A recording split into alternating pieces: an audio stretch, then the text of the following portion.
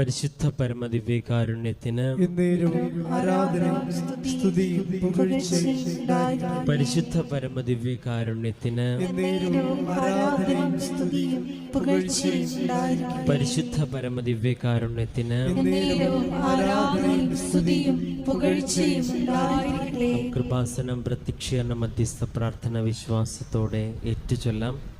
അമ്മേ പരിശുദ്ധ അമ്മേ, ദൈവമാതാവേ, കൃപാസനത്തിലൂടെ ഞങ്ങൾക്കും ഞങ്ങളുടെ ദേശത്തിനും അമ്മ മാധ്യസ്ഥം തേടുന്ന എല്ലാ അനുഗ്രഹങ്ങൾക്കും കൃപകൾക്കും ഞങ്ങളിപ്പോൾ ഹൃദയം നിറഞ്ഞ നന്ദി പറയുന്നു.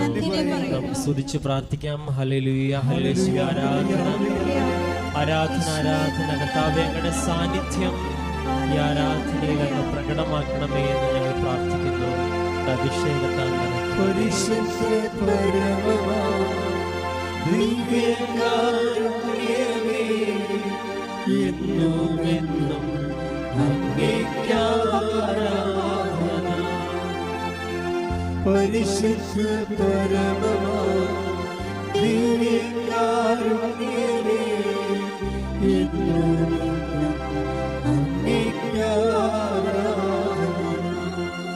പരിശുദ്ധ പരമദിവ്യകാരുണ്യത്തിന്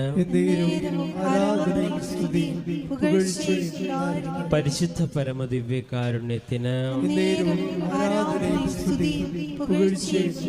പരിശുദ്ധ പരമദിവ്യകാരുണ്യത്തിന് അമ്മേ പരിശുദ്ധ അമ്മേ, ദൈവമാതാവേ, 2004 ഡിസംബർ 7-ാം തീയതി ഉച്ച കഴിഞ്ഞ് 2:30 കൃപാസനത്തിൽ സംഭവിച്ച അമ്മയുടെ പ്രത്യക്ഷപ്പെടലിനെ കുറിച്ച് തിരുസഭയ്ക്ക് സമർപ്പിച്ചിരിക്കുന്ന പഠനരേഖകളുടെ വസ്തുനിഷ്ഠവും ദൈവശാസ്ത്ര പ്രകാരമുള്ളതുമായ അന്വേഷണ പഠനങ്ങൾ നടത്തി ആ പ്രത്യക്ഷപ്പെടലിന്റെ പ്രകടമായ ദൈവമാതാവിന്റെ പ്രത്യേക കരുതലും സംരക്ഷണവും വെളിപ്പെടുത്തുന്ന പീഡിതരുടെ ആശ്വാസവും പ്രവാചകന്മാരുടെ രാജ്ഞിയും വാഗ്ദാനത്തിന്റെ പേടകവും പ്രപഞ്ച പ്രകൃതിയുടെ മാതാവുമായ പരിശുദ്ധ അമ്മയുടെ ഭക്തി തിരുസഭയിൽ കൂടുതൽ പ്രചരിച്ച് ജീവിതത്തിന്റെ ദുരന്ത അവസ്ഥകളിൽ അകപ്പെട്ടു കഴിയുന്ന അനേകായിരം മക്കൾക്ക് ദൈവത്തിന്റെ സാന്നിധ്യവും സന്ധിപ്പും കൂടുതൽ അനുഭവിക്കുന്ന ആത്മീയ വിശുദ്ധിയും ദൈവശക്തിയും കൈവരിക്കുവാൻ ഞങ്ങളുടെ കുടുംബങ്ങളെ ഇടയാക്കണമേ. നമുക്ക് സ്തുതിച്ച് പ്രാർത്ഥിക്കാം. ഹല്ലേലൂയ. ആരാധന കർത്താവേ, പരിശുദ്ധമായ ആരാധനയിൽ അമ്മയുടെ പ്രത്യക്ഷീകരണത്തിന്റെ അൾത്താര സമീപം ഞങ്ങൾ പ്രാർത്ഥിക്കുന്ന പ്രാർത്ഥനകളോടൊപ്പം അങ്ങയുടെ സാന്നിധ്യം പ്രകടമാകുവാൻ ഞങ്ങളുടെ ജീവിതത്തിൽ ദിവ്യകാരുണ്യത്തിന്റെ വലിയ അനുഭവങ്ങൾ ഉണ്ടാകുവാൻ അമ്മയുടെ പ്രത്യക്ഷീകരണത്തിന്റെ സാക്ഷികളാക്കി ഞങ്ങളെ മാറ്റണമേ എന്ന് സ്തുതിച്ചുകൊണ്ട് പ്രാർത്ഥിക്കാം. ഹല്ലേലൂയ.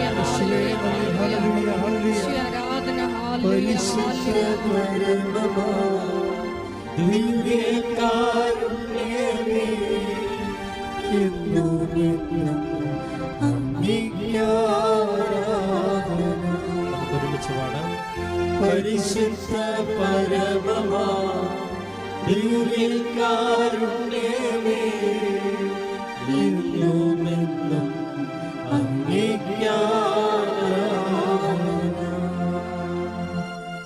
പരിശുദ്ധ പരമദിവ്യകാരുണ്യത്തിന് പരിശുദ്ധ പരമദിവ്യകാരുണ്യത്തിന് പരിശുദ്ധ പരമദിവ്യകാരുണ്യത്തിന് അമ്മേ പരിശുദ്ധ അമ്മേ, ഭൂസ്വർലോകങ്ങളുടെ രാജ്ഞിയായ അങ്ങേക്ക് ഭൗമ സംരക്ഷണത്തിനായി പ്രപഞ്ച പ്രകൃതിയെ തിരുസഭ പ്രതിഷ്ഠിക്കുവാൻ ഈ പ്രത്യക്ഷീകരണം വഴി ഇടയാക്കണമേ. പരിശുദ്ധ അമ്മേ, ജപമാല മാതാവേ, സകല സകല കൃപാസന പ്രാർത്ഥനകളോട് ചേർത്ത് ഞങ്ങളിപ്പോൾ പ്രാർത്ഥിക്കുന്ന ഈ സമൂഹത്തിന്റെ പ്രത്യേക നിയോഗങ്ങൾ, നമ്മുടെ നിയോഗങ്ങൾ നമുക്കിപ്പോൾ മൗനമായി സമർപ്പിച്ച് പ്രാർത്ഥിക്കാം.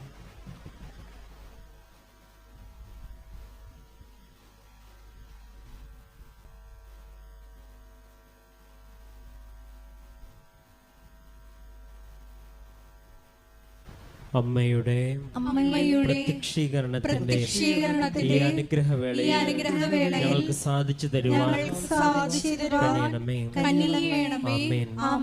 നമുക്ക് സ്തുതിച്ച് പ്രാർത്ഥിക്കാം. ഹല്ലേലൂയ. യേശുവേ ആരാധന. കർത്താവേ, ആരാധനയുടെ നിമിഷങ്ങളൊക്കെയും അഭിഷേകത്തിന്റെ നിമിഷങ്ങളായി മാറുവാൻ ഞങ്ങളുടെ ജീവിത നിയോഗങ്ങളിൽ അങ്ങ് ഇടപെടണമെന്ന് പ്രാർത്ഥിക്കുന്നു.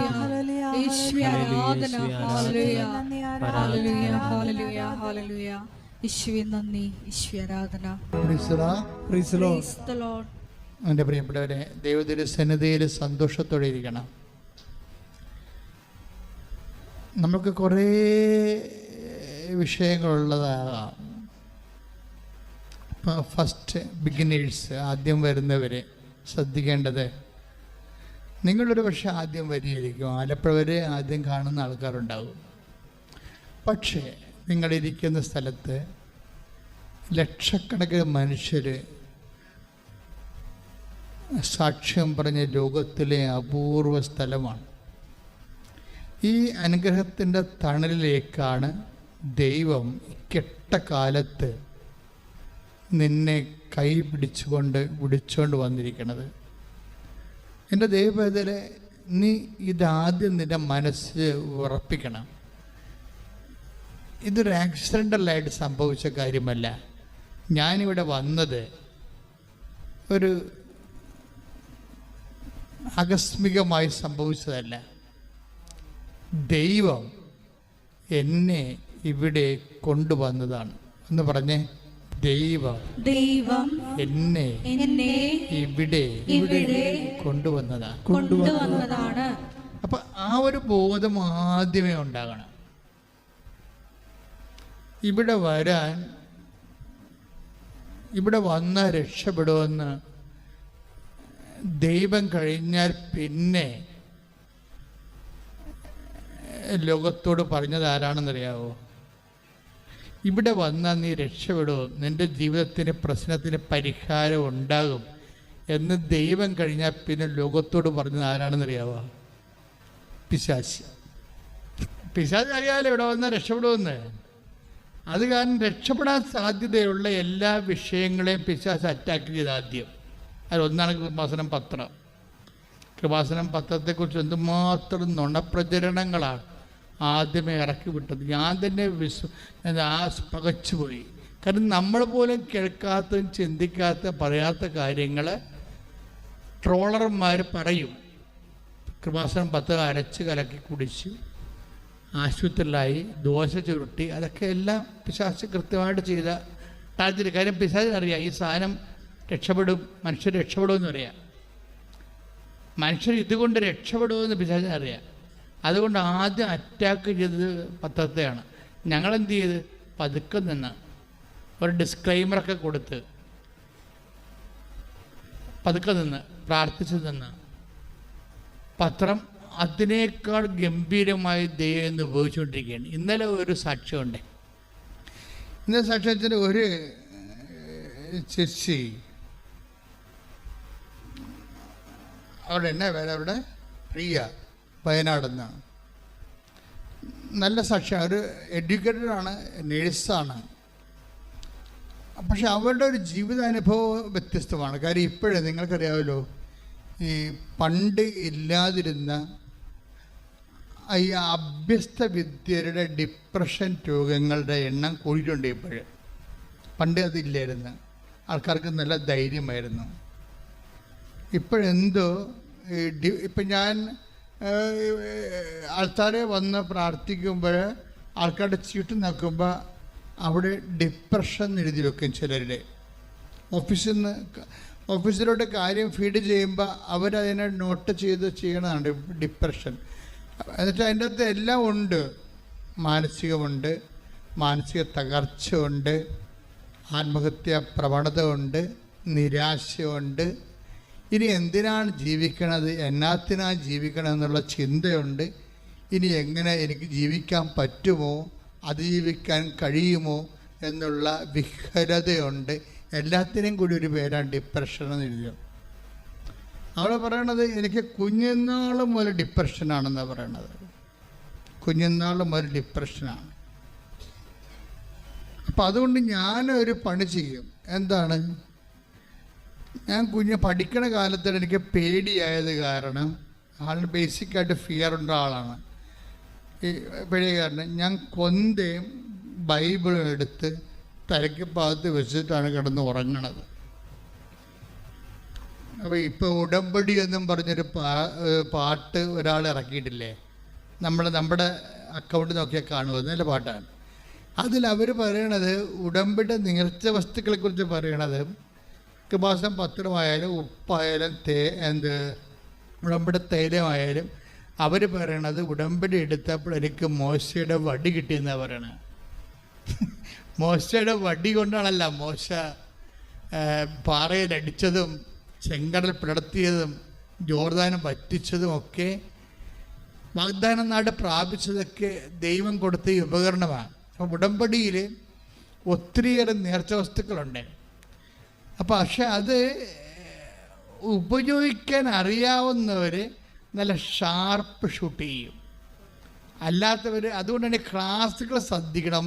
ഉടമ്പടി ധ്യാനം നിങ്ങൾക്കും എനിക്കും, എന്നോടും നിങ്ങളോടും ദൈവം സംസാരിക്കുന്ന കോമൺ പ്ലാറ്റ്ഫോം ഉടമ്പടി ധ്യാനമാണ്.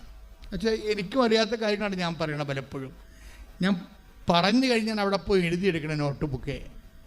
എന്താ കാര്യത്താൽ എനിക്ക് പോലും അറിയാൻ പാടില്ലാത്ത സബ്ജക്റ്റുകളാണ് ഇവിടെ ഈ പ്ലാറ്റ്ഫോമിൽ വരുമ്പോൾ ചില സമയത്ത് ദൈവം പറയണത്. അപ്പോഴാണ് ഞാനും പഠിക്കുന്നത്, ഉടമ്പടിക്ക് ഇങ്ങനെ ഒരു പ്രൊവിഷൻ ഉണ്ടോ. എന്താ കാര്യത്തിൽ ഇന്നലെ ഒരു മനുഷ്യൻ ഒരു സാക്ഷ്യം പറഞ്ഞ്, ശ്രീകുമാർ, ഇന്നലത്തെ ഒരു സാക്ഷ്യമാണ്. അപ്പം ശ്രീകുമാറിൻ്റെ കാര്യം രസമാണ്.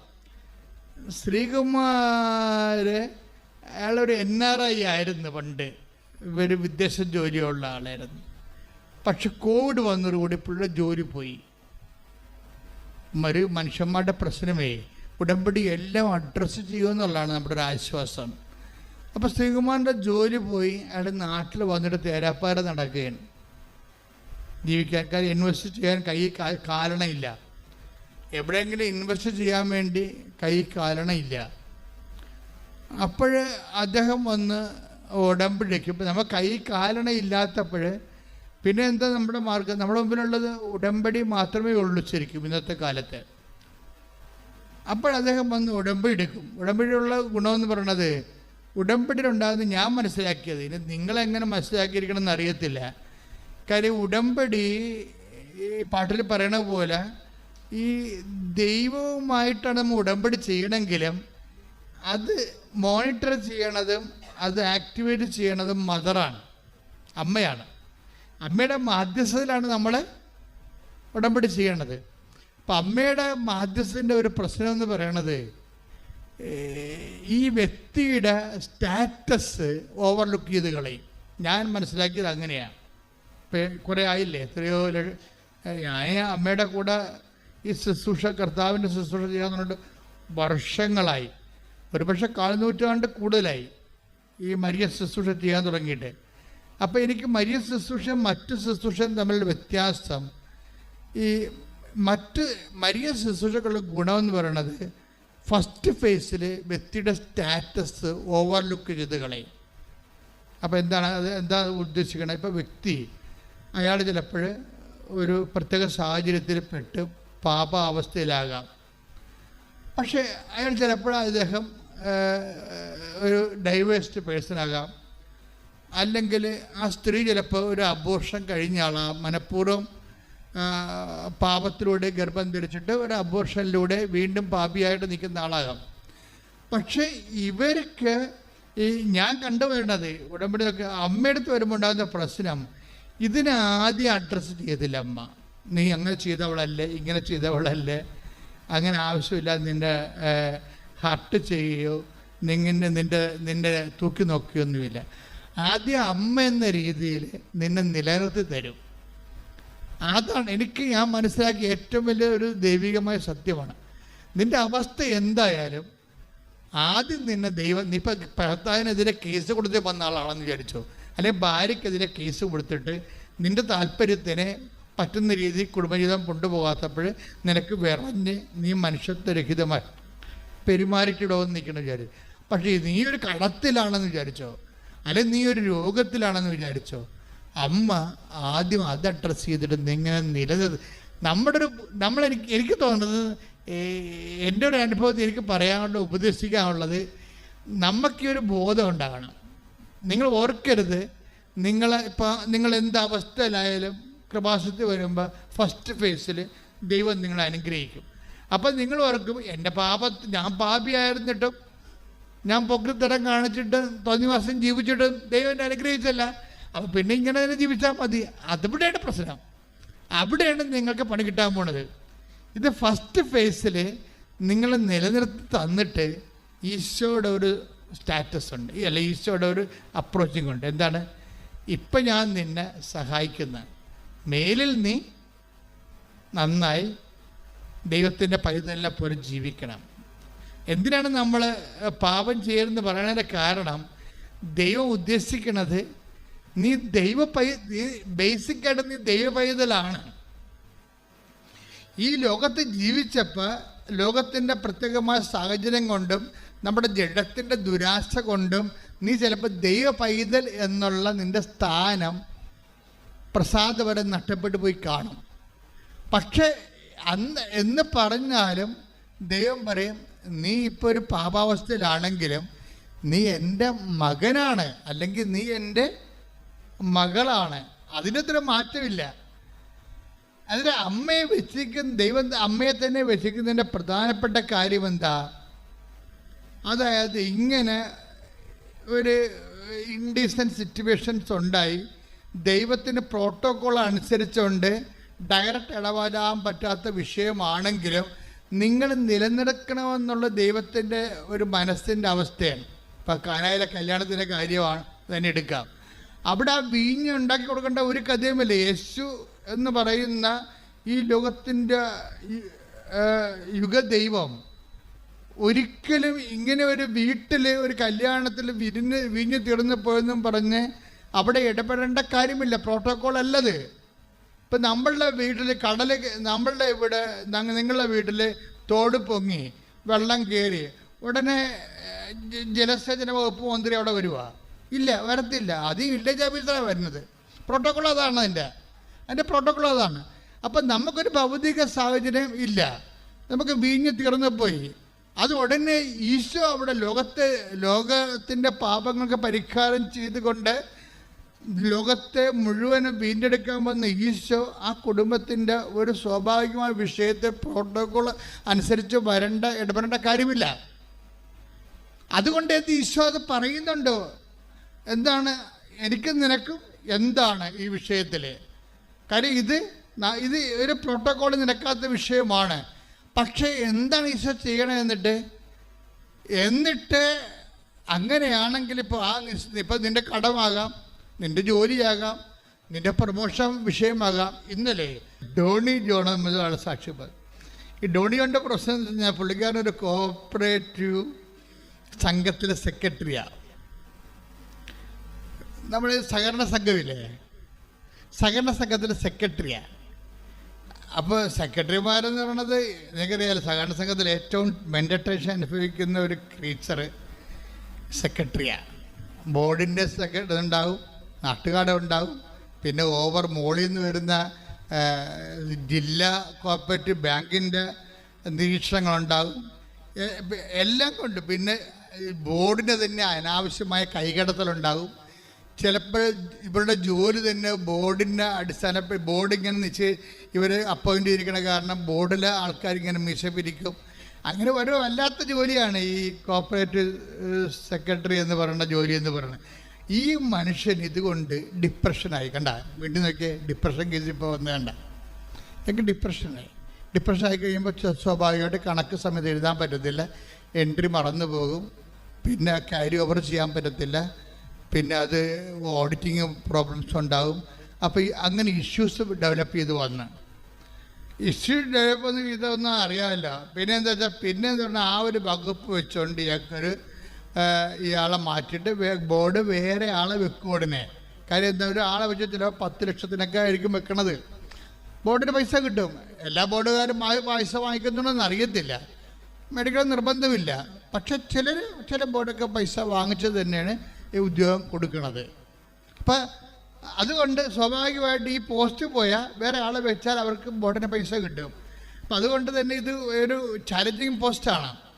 ഈ മനുഷ്യൻ ഡിപ്രഷൻ ആയി കഴിഞ്ഞപ്പോൾ ഉടനെ പോസ്റ്റ് പോയിട്ട് പിന്നെ എന്താ മാർഗം? ഉടമ്പടിയേ ഉള്ളൂ. ഇന്നത്തെ മനുഷ്യൻ്റെ അവസ്ഥ അങ്ങനെയാണ്. എന്തെങ്കിലും സംഭവിച്ച അപ്പം തന്നെ വണ്ടി പിടിച്ച് ആൾക്കാർ അമ്മയെടുത്ത് വരും. അമ്മേ, കുഞ്ഞുങ്ങളെ പോറ്റാൻ മാർഗമില്ല, എൻ്റെ തന്നെ കുഴപ്പമാണ്, ഡിപ്രഷനാണ് എനിക്ക്, അതും പറയും. നമുക്കിത് രണ്ടും പറയാൻ പറ്റിയത് ഗവൺമെൻറ്റിനോട് പറയാൻ പറ്റത്തില്ല. അമ്മ എനിക്ക് ഡിപ്രഷനാണെന്ന് പറയാൻ പറ്റില്ല. നമ്മൾ ഗവൺമെൻറ് പറഞ്ഞാൽ പറയും ഡിപ്രഷനാണ്, ഇപ്പോൾ വീട്ടിൽ പോയി ഇരിക്കാൻ പറയും. വേറെ നിങ്ങൾക്ക് പറ്റണ വല്ല ബോൾസെ കട സിഗരറ്റ് കടയൊക്കെ വിട്ടിട്ട് വീട്ടിൽ ഇരിക്കാൻ പറയും. അതേ പറയുന്നത്. ആരോട് ചോദിച്ചാലും പറയും അത് നിങ്ങൾ വീട്ടിൽ പോയി വല്ല ചെറിയ മാടക്കടവലും ചെയ്യാൻ പറയും. നിങ്ങൾക്ക് ഡിപ്രഷൻ അല്ലേ? പക്ഷെ നമുക്ക് മനുഷ്യന്മാരോട് പറയാൻ പറ്റത്തില്ല. പക്ഷെ നമ്മൾക്ക് ഇത് രണ്ടും പറയാൻ പറ്റും. എനിക്ക് എൻ്റെ കുഞ്ഞുങ്ങളെ പോറ്റാൻ നിവൃത്തിയില്ല, എനിക്ക് ഡിപ്രഷനാണെന്ന് ഈ രണ്ടും പറയാൻ പറ്റുന്ന സ്ഥലം എവിടെയുണ്ട്? അമ്മ സന്നിധാനേ ഉള്ളൂ. ശരിക്കും പറഞ്ഞാൽ ആ മനുഷ്യൻ അത് പിന്നെ പറയണത് പച്ചക്ക് പറയണമെന്നേ ഉള്ളൂ. പറയണത് ഒക്കുവാ കിട്ടിയ കുട്ടി എന്നൊക്കെ പറഞ്ഞുകൊണ്ട് ഒത്താക്കൊള്ളാം ഇങ്ങനെ പറയുന്നത്. കണ്ണടച്ച് കുത്തണ പോലെ നിങ്ങൾ PSC പരീക്ഷ എഴുതണ പോലെ ഒക്കണേ ഒന്ന് അങ്ങനെ കുത്തണം. പരീക്ഷ ചില ആൾക്കാരുടെ പരീക്ഷ കുത്തണ പോലെയാണ് ഉടമ്പടി ചെയ്യണതേ. ഒക്കട്ടെ എന്ന് പറഞ്ഞുകൊണ്ട് അങ്ങനെ വന്നാൽ ദൈവത്തിന് ഇത് ഫ്രോഡാണെന്ന് അറിയാം. നിങ്ങളുടെ ഉടമ്പടി ഫേക്കാകും ഉടനെ. കാര്യം എന്താ, നിങ്ങൾ അതിൻ്റെ ഒരു consider amount of faith invest ചെയ്തിട്ടില്ല, ഒരു സിൻസിയറിറ്റി ഇൻവെസ്റ്റ് ചെയ്തിട്ടില്ല. നിങ്ങളുടെ സത്യസന്ധതയോ, ആ ഉടമ്പടി എന്ന് പറയുമ്പോൾ വിശ്വസ്തതയുടെ ഭാഗമാണ് സത്യസന്ധത. അപ്പം നിങ്ങൾ ഉടമ്പടി ചെയ്യുമ്പോൾ ഒക്കുമായിരിക്കും അല്ലേ, അയാൾക്ക് കിട്ടിയില്ല, അപ്പം പറയാം മറ്റവർക്ക് കിട്ടിയിട്ടില്ല. അപ്പം ഇതൊക്കെ ചിന്തിച്ചുകൊണ്ട് കിട്ടട്ടെ, അല്ല ആലപ്പുഴ വന്നില്ലേ, അതിൽ ഒരു വണ്ടിക്കാശല്ലേ പോയുള്ളൂ എന്ന് പറഞ്ഞാൽ എഴുതിയിടുന്നവരുണ്ട്.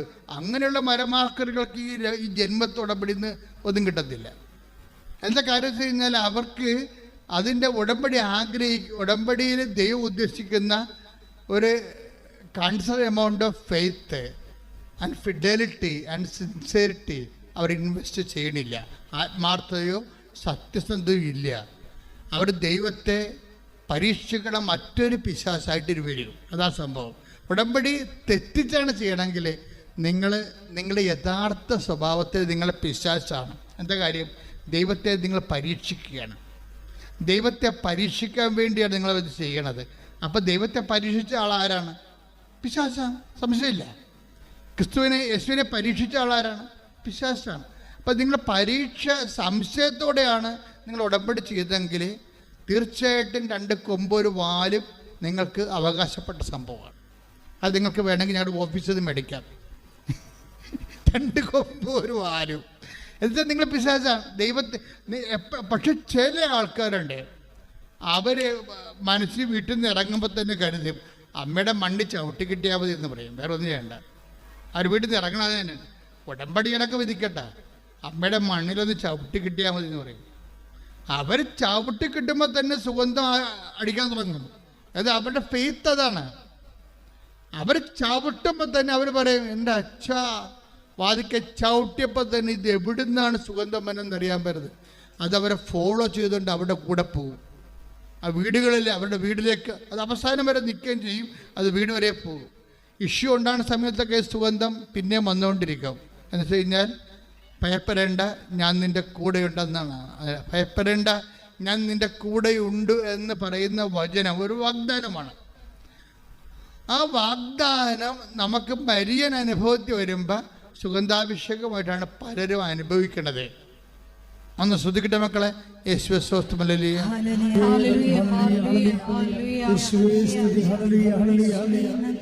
Hallelujah hallelujah hallelujah. ഈശ്വര ആരാധന. Hallelujah hallelujah. ഒരുമിച്ച് സ്തുതിക്കട്ടെ, ശക്തമായി സ്തുതിക്കട്ടെ. ഹല്ലേലൂയ. ഉടമ്പടി എടുക്കുന്ന ഞങ്ങളുടെ എല്ലാവരുടെയും കൂടെ ദൈവമാതാവിന്റെ വലിയ സാന്നിധ്യം സുഗന്ധാഭിഷേകത്തിലൂടെ ഞങ്ങൾക്ക് തരുന്നതിന് നന്ദി പറയുന്നു. അങ്ങയുടെ സാന്നിധ്യത്തിന് നന്ദി പറയുന്നു. Hallelujah hallelujah. ആരാധന ആരാധന ആരാധന അങ്ങേക്ക് ആരാധന ആരാധന ആരാധന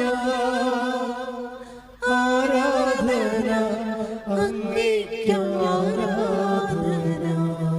പരിശുദ്ധ പരമദിവ്യകാരുണ്യത്തിന് എന്നേരവും ആരാധനയും സ്തുതിയും പുകഴ്ചയും ഉണ്ടായിരിക്കട്ടെ. അപ്പൊ ഈ ഡോണില്ലേ, അതായത് ഡോണി ജോണിന്റെ വിഷയം വളരെ പെർപ്ലസ്. ഉടമ്പടി എടുത്തിട്ട് ഇവിടെ ആൾക്കാർ വരുമ്പോൾ ഇവൻ ഭയങ്കര പെർപ്ലസ്ഡാണ്.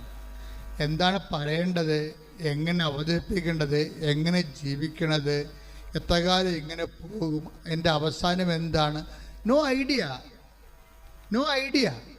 അപ്പം ഇവൻ്റെ ഇന്ന് പരവേശം പരിഭ്രമം കണ്ടപ്പോൾ ഞാൻ ചോദിച്ചു, excited, what you want exactly, നിനക്ക് എന്താ വേണ്ടതെന്ന് പറഞ്ഞു. അപ്പോൾ അവൻ എന്നോട് അത് തന്നെ പറഞ്ഞു. ഡോണി എന്താ പറഞ്ഞത്, എനിക്ക് ഡിപ്രഷനാണ്, എൻ്റെ സംഘം ജോലി, എൻ്റെ സെക്രട്ടറി ജോലി പോയി, ഞാൻ എന്ത് ചെയ്യും? അപ്പോൾ ഉടനെ എന്താ ചെയ്യണത്, അവൻ്റെ ആ പേപ്പറെല്ലാം അതുപോലെ വാങ്ങിച്ചിട്ട് മാതാവിൻ്റെ അടുത്ത് സെയിം എന്താണ് പറയണത്, അവന് ഡിപ്രഷനാണ്, അവൻ്റെ കുഞ്ഞുങ്ങളെ പോറ്റാൻ മാർഗമില്ല, ഓവർ, തീർന്നു. ബാക്കിയെന്ന് പറയുന്ന കൃപാസനത്തിൻ്റെ ആസ്തിയാണ്. ആസ്തി എന്ന് വെച്ച് കഴിഞ്ഞാൽ ഒരു വല്ലാത്ത ആസ്തിയാണ്. വർഷം 10-32 കൊല്ലം കടലിലും കരയിലുമായി നടത്തിയ കൺവെൻഷൻസും, ഞാൻ 2 മണി രാത്രി തൊട്ട് 3 മണിക്ക്, ഞാൻ വൈകുന്നേരം 6 മണിക്ക് വലിയ ധ്യാനം നടക്കുന്ന സമയത്ത് വൈകുന്നേരം 6 മണിക്ക് ഞാൻ ആൾക്കാരെ കയറിയ ഇറങ്ങണത് വെളുപ്പിന് 4 മണിക്കാണ്. തല പൊട്ടണ പോലെ ഇരിക്കുകയാണ് ആൾക്കാരെ കണ്ടു. ഇതെല്ലാം ഇത് ആസ്തിയാണ്. ഈ മനുഷ്യന്മാരുടെ സംഭവങ്ങളെല്ലാം കേട്ട് അവസാനത്തെ ആൾ കൃപാസനത്തിൽ ഇറങ്ങുമ്പോൾ വെളുപ്പിനായി പോകും, രാത്രി മുഴുവൻ. അത് അങ്ങനെ 10 എത്രയോ കൊല്ലം, 2004 മുതൽ തുടങ്ങിയ 2000 കോവിഡ് വരെയുള്ള കാലം, അതെല്ലാം ആസ്തിയാണ്. വാരിക്കെട്ടി പ്രാർത്ഥിക്കേണ്ട കാര്യമില്ല, നല്ല ആസ്തിയുണ്ട്. ദൈവതിരുസന്നിധിയിൽ ജനങ്ങളുടെ കൂടെ നിന്നും അവിടെ കണ്ണുനീര് കർത്താവിൻ്റെ തിരുസന്നിധി വെച്ചും അതിനുവേണ്ടി ഉപവസിച്ചും ഒക്കെ നല്ല ആസ്തിയുണ്ട്. അപ്പോൾ ഈ വിഷയം പറഞ്ഞാൽ മതി, ഡോണിൻ്റെ ജോലിയില്ല, അവന് ഡിപ്രഷനാണ്, അത്രേ ഉള്ളൂ. അപ്പോൾ ഇത് നോട്ട് ടൈം. മാതാവ് അത് മേടിച്ചിട്ട് അങ്ങനെ തന്നെ ഒരു പച്ചമഷിക്ക് അങ്ങോട്ടൊരു റീസ്റ്റേറ്റ് ചെയ്യണം പറഞ്ഞൊരു ഒപ്പിട്ടാൽ മതിയല്ല, സെക്കൻഡുകൾക്കുള്ളിൽ അവർ തിരിച്ചെടുത്ത് ശ്രുതികട ഹല്ലേലൂയ ഹല്ലേലൂയ ഹല്ലേലൂയ ഹല്ലേലൂയ നന്ദി യേശുവേ ശ്രുതികട ഹല്ലേലൂയ ഹല്ലേലൂയ ഹല്ലേലൂയ. നന്ദി യേശുവേ നന്ദി യേശുവേ നീ ചെയ്ത നന്മകൾ കോരായിരം